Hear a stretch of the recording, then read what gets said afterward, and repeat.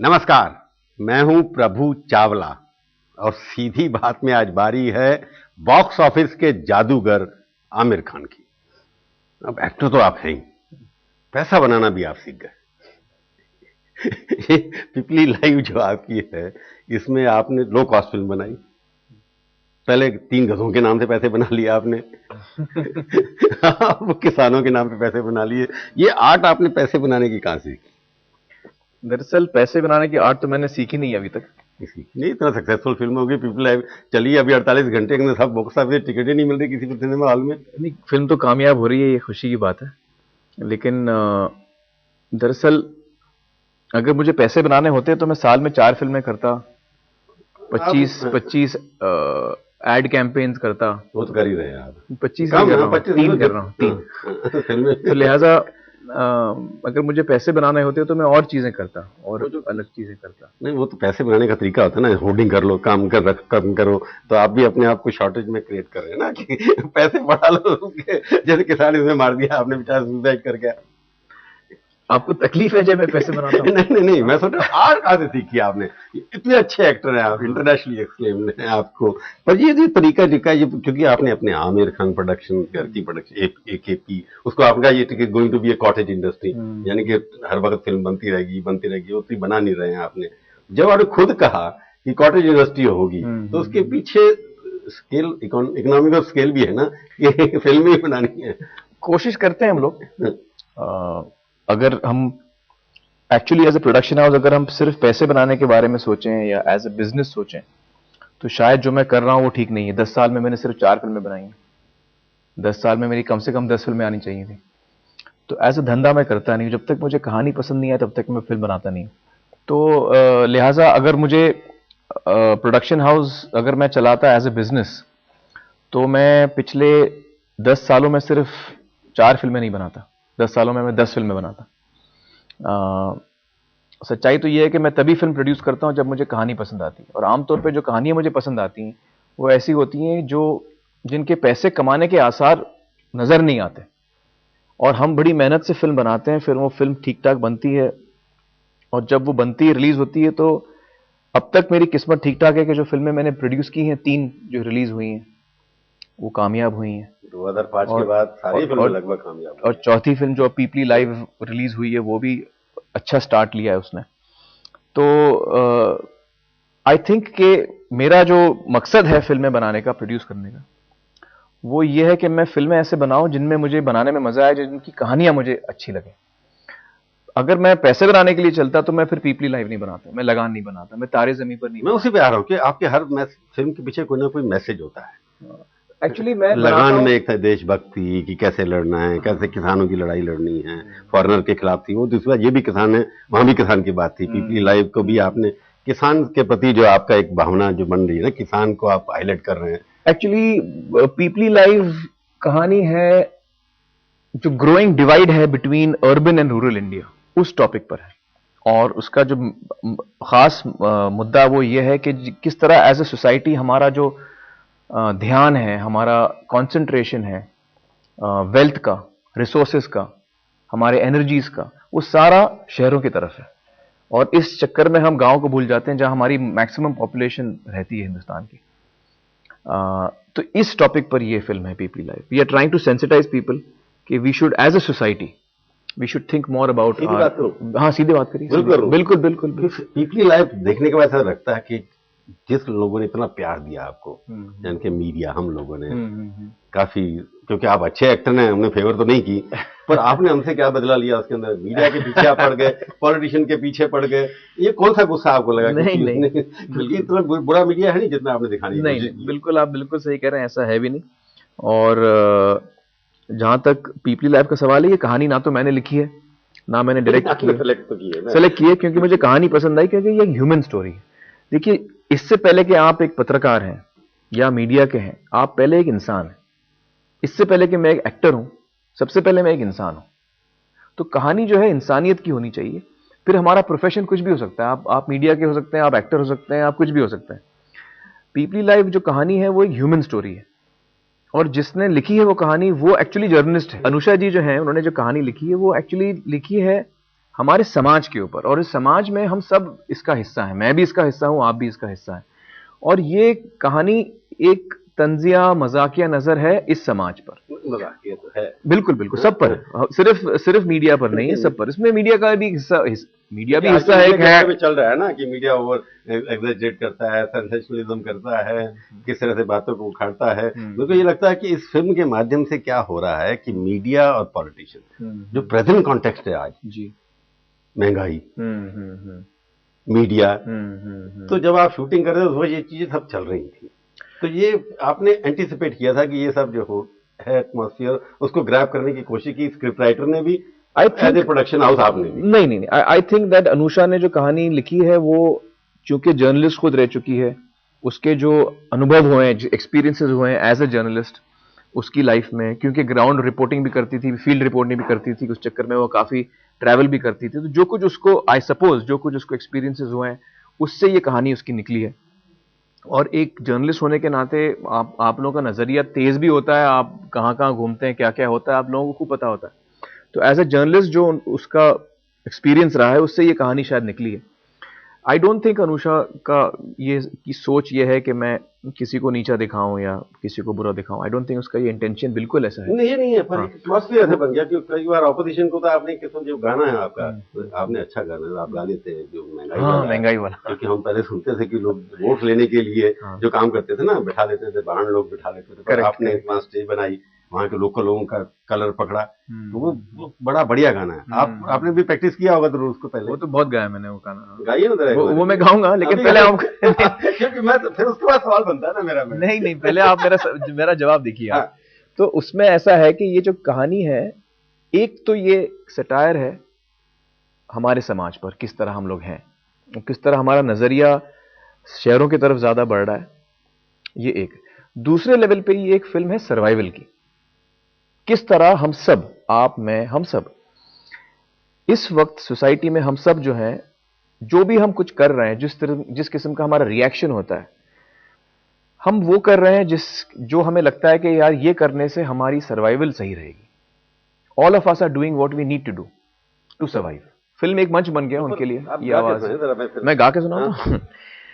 ओ सखी सैया तो खूब ही कमात हैं, महंगाई डायन खाए जात है। सखी सैया तो खूब ही कमात हैं, महंगाई डायन खाए जात है। हर महीना उछले पेट्रोल डीजल का भी बढ़ गया मोल, शकर भाई के कहाँ है बोल, और उषा बासमती धान मरी जात है, महंगाई डायन खाए जात है। एक्चुअल जो आज जो हो रहा है उसके ऊपर कमेंट है ना ये। जी हाँ एक्चुअली आज ये नहीं हो रहा है, ये तो 30 साल से हो रहा है। मतलब पिछले ये डीजल की ये महंगाई अभी हो रही थी, हाँ आज भी हो रही है। रूलिंग पार्टी वाले तो नाराज हो जाएंगे आपसे। नहीं ऐसी बात पॉपुलर फिल्म बिहार के अंदर ये यूज हो गया गाना में सारा इलेक्शन के अंदर। देखिए प्रसाद यादव इस गाने को यूज करने वाले हैं।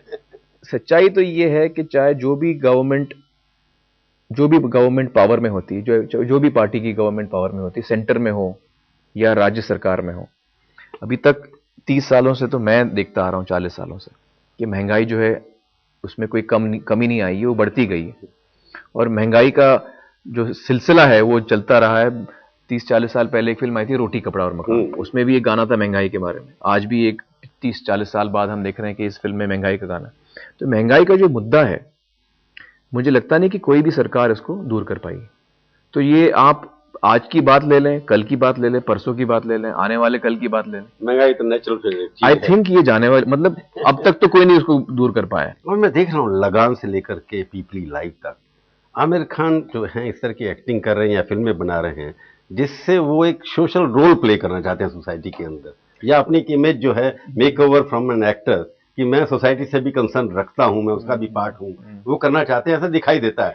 आमिर आपने अपना एक सोशल जो रोड मैप है कि क्या करेंगे फ्यूचर में, अभी तो काफी जवान है, ये तो जो बातें आपने की हैं ये बड़े बड़े नेता करते हैं, जो प्राइम मिनिस्टर बनने के ख्वाब देखते हैं या बन जाते हैं तो वो उस तरफ तो नहीं बढ़ना ना, पॉलिटिक्स की तरफ तो नहीं। जी नहीं, मैं पॉलिटिक्स की तरफ नहीं बढ़ रहा हूँ, और ना मैं एक्चुअली सोशल एक्टिविज्म की तरफ बढ़ रहा हूँ। मैं फिल्में करता हूँ उनकी ड्रामेटिक क्वालिटी की वजह से, उनकी इमोशनल क्वालिटी की वजह से। जब मैं कहानी सुनता हूँ या स्क्रिप्ट पढ़ता हूँ तो उस वक्त मैं ऑडियंस रहता हूँ। जैसे जब ऑडियंस फिल्म देखती है उनका क्या उस रिस्पॉन्स हिसाब से रहता है, आप उस हिसाब से मैं फिल्म को अपने दिमाग में देखता हूँ कि यार ये कहानी मैं पढ़ रहा हूँ इस वक्त, और उस वक्त अगर वो कहानी मेरे दिल को छू लेती है, मुझे हंसाती है, रुलाती है, मेरा मनोरंजन करती है, मुझे मजा आता है उससे एज एन ऑडियंस, तब मैं उसके साथ जुड़ता हूँ। उसके साथ साथ अगर वो कोई सोशल टॉपिक भी पिकअप कर रही है तो अच्छी बात है, लेकिन मैं सोशल टॉपिक ढूंढता हूं ऐसी बात नहीं है, या मैं सोचता हूं कि यार अब कौन सा सोशल इशू उठाया जाए, नहीं। उसकी वजह यह है कि मेरा मानना है कि सिनेमा और फिल्म मेकिंग जो है बेसिकली एंटरटेनमेंट मीडियम है, और मेरा जो जो मेरी सोशल वैसे तो होता है ना यार, नहीं, मेरी सबसे अहम जिम्मेदारी, देखिए जब एक आदमी टिकट खरीदता है, थिएटर में अंदर आता है फिल्म देखने के लिए, तो वो कुछ सीखने नहीं आता। अगर उसको सीखना है तो वो कॉलेज जाएगा। वो थिएटर हॉल में और सिनेमा हॉल में इसलिए आया है क्योंकि उसे मजा करना है, दिलचस्पी आनी है, और क्या करना है, एंटरटेनमेंट करना है। और एंटरटेनमेंट के अलग अलग जरिए होते हैं। रोते हुए लोग बात आते हैं। जी हाँ, जी हाँ, वो भी एंटरटेनमेंट, वो भी एंटरटेनमेंट है। हाँ, तो जब मैं एंटरटेनमेंट कहता हूं, मेरा मतलब है कि आपकी दिलचस्पी हो फिल्म के फना में साथ। लोग रोना शुरू कर दिए कहीं जी हाँ, जी हाँ, बिल्कुल बिल्कुल। तो आपके जज्बातों के साथ, मतलब आपके जज्बात जो हैं वो सामने आए, आप रोएं, हंसें, आपको मजा आए, कहानी से मजा आए, तो सबसे पहले तो मैं वो देखता हूं कि यार ये फिल्म जो है कहानी के लेवल पे मुझे इंटरेस्ट कर रही है नहीं। अगर कहानी के लेवल पे इंटरेस्ट नहीं कर रही है तो फिर चाहे वो जो भी सोशल मुद्दा उठा रही हो, मैं उसमें इंटरेस्ट नहीं लेता हूं, क्योंकि जब तक वो एज अ ह्यूमन स्टोरी मुझे छूती नहीं है, मेरा इंटरेस्ट उसमें नहीं आता है। और आपको देखना एवोल्यूशन जो आपका आमिर खान का हो रहा है, मैं पिछले कई 10 साल से आप नोटिस कर रहा हूँ, बढ़िया जा रहा है कि आप थोड़े बदलाव इस तरह से आता है कि एक तो कम आने लग गया पर्दे पर, एक नहीं, साल मैं में हमेशा- जनवरी में आपकी फिल्म है, उसके बाद अभी तक आए नहीं है पर्दे पर लोग। मेरी साल में एक ही आती है, वैसे भी मेरी साल में एक ही। आप कहते हो कि आप प्रोडक्शन, आपने कहा था कहीं मैंने पढ़ा कि आपने बेटी के साथ जो है जुनैद और ईरा के साथ ज्यादा समय बिताएंगे। वो तो करने की कोशिश करता हूं मैं। उसमें फेल हुए, अभी तक तो नहीं हुए ना, या नहीं successful हो नहीं, गए? मैं उनके साथ समय बिता रहा हूँ बाकायदा, और ये तो एक सिलसिला जो है वो चलता ही रहेगा। मैं चाहता हूँ कि ज्यादा से ज्यादा वक्त मैं अपने परिवार के साथ बिताऊं, बच्चों के साथ, फैमिली के साथ, अम्मी के साथ। आप नई स्क्रिप्ट कोई पढ़ लेते हैं तो टाइम मिल जाता है आपको जो नई फिल्म बनाने की बात आगे करते इस वक्त तो मैं पीपली लाइव में ही हूं, तो जब इससे निकलूंगा तो फिर मैं कहानियां पढ़ना शुरू करूंगा, लेकिन जो मैं चुनता हूं कहानी, वो उसकी ड्रामेटिक क्वालिटी पे चुनता हूं मैं। नहीं, वो तो आपने कहा पहले भी। मैं कह रहा हूं कि टाइम है आपकी पर्सनल लाइफ जो है अपनी ऑर्गेनाइज, कि पहले तो आप सोशल एक्टिविटी ज्यादा सर, कभी नर्मदा के ऊपर, कभी गुजरात के ऊपर, वो सब आपने थोड़ा कम कर दिया है। वो मैं अभी हूँ, ऐसी बात नहीं है। मुझे लगता है क्योंकि अब आप फिल्मों के माध्यम से वो कर रहे हैं जो पहले आप धरने पे करते थे। नहीं, मैं अब भी आवाज उठाता हूँ जब भी मुझे जरूरत नजर आती है, और मुझे लगता है कि हम सबको इस in a democracy, all of us should be concerned with what is happening around us, socially, politically, और हमें अपनी आवाज जोड़नी चाहिए उन चीजों के साथ जिसमें हमारा जो हमारा दिल कहता है कि यार ये सही है, उसके साथ अपनी आवाज जोड़ो। ये सलमान से आपकी दोस्ती जो है उसके पीछे राज क्या है? सलमान के ज्यादा दोस्ती दिखाई दे रही है, कुछ ज्यादा ही है। कुछ कॉन्स्पिरेसी, दोनों मिलकर कुछ कॉन्स्पिरेसी नहीं है। अरे ऐसा बिल्कुल नहीं है। सलमान और मैं दोस्त हैं, एक दूसरे की इज्जत करते हैं, और एक दूसरे के लिए प्यार मोहब्बत है, हमारे दिल में इज्जत है। हाँ, पहले भी थी, वो पर दिखाई नहीं देती, अब दिखाई दे रही है ना। I think that we have a very good relationship, and I value Salman's friendship and his warmth. पीछे सीक्रेट तो नहीं ना? कोई सीक्रेट नहीं है उसमें, क्या दोस्त काम करने की सोच रहे हैं? नहीं, ऐसा कुछ नहीं, हम लोग काम करना भी चाहेंगे, ऐसी बात नहीं, मैं जरूर करना चाहूंगा काम। सीधी बात में अब हम पूछेंगे आमिर खान से 5 तीखे सवाल। एक चार्ज लगा रहा हूं मैं आपको। हाँ, लगाइए। कि ये फिल्म आपने पॉलिटिकली मोटिवेटेड होकर के लगाई है, मीडिया और पॉलिटिशियन को बदनाम करने के लिए। अच्छा, ये सच है? नहीं, बिल्कुल सच नहीं, बिल्कुल सच नहीं। कि पीपली लाइव एक सोशल मैसेज है कि जिस तरह की फिल्में आप बनाते हैं या आपकी उससे बैठती है, ऐसा कोई सीन लगा जिसमें आपको लगा कि आप बेटर कर सकते थे, या आप होते वहां तो अच्छा इम्पैक्ट होता?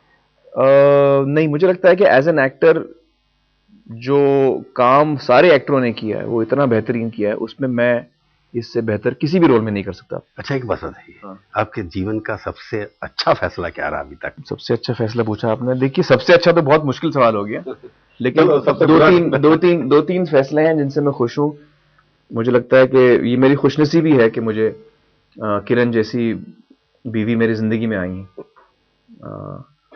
और मेरी खुशनसीबी यह है कि मैं एक ऐसे परिवार में पैदा हुआ हूँ जिसके सदस्य जैसे हैं वैसे हैं, मतलब अम्मी मुझे ऐसे मिली हैं, भाई बहन ऐसे मिले हैं। ये सारी चीजें की खुशी है मुझे। जो ऐसा फैसला जो सही नहीं था आपको लगता है? हाँ, ये बड़ा मुश्किल सवाल है यार। मुश्किल वाला है। गलत फैसला कोई हुआ ही नहीं। नहीं, ऐसा नहीं, गलत फैसले तो बहुत, गलतियां बहुत की मैंने जिंदगी में, लेकिन अक्सर गलतियां जो हैं कुछ कुछ ऐसी भी होती हैं जिनके बारे में बात करना मुश्किल होता है। छुपा रहे हैं आपकी गलती? नहीं छुपाते हैं, वैसे है नहीं, वैसे नहीं, छुपाने की बात नहीं, लेकिन मुश्किल चीजें होती हैं, आप खुद भी उसके बारे में कभी कभी बात करने में तकलीफ होती। अच्छा, आमिर खान का सपना क्या है? मेरा सपना है कि हम एक खुशहाल समाज में रहें, ये मेरा सपना है। एक गाना था, सुनाइए वो गाने। किशोर दा का, जो मुझे बेहद पसंद है, और वो मेरा सपना है कभी ऐसा होगा कि हाँ, मैं गा के सुनाऊंगा बिल्कुल। आ चल के तुझे मैं लेके चलूं एक ऐसे गगन के तले, जहां गम भी न हो आंसू भी न हो, बस प्यार ही प्यार पले, एक ऐसे गगन के तले। जी, ये आपका सपना। आपके सपने में हम भी आपके साथ चलेंगे आगे, और अगर आप हमारे को बुलाएंगे, जरूर जरूर जरूर, शुभकामनाएं भी आपके साथ हैं। आप हमारे स्टूडियो में आए, बहुत बहुत शुक्रिया शुक्रिया। तो ये थी आज की मुलाकात। सीधी बात का ये कार्यक्रम आपको कैसा लगा? आप अपनी राय हमें ईमेल के जरिए भी भेज सकते हैं। हमारा ईमेल का पता है sb@aajtak.com। अगले हफ्ते आएगी बारी किसी और हस्ती की। इंतजार कीजिए तब तक, और देखते रहिए आज तक।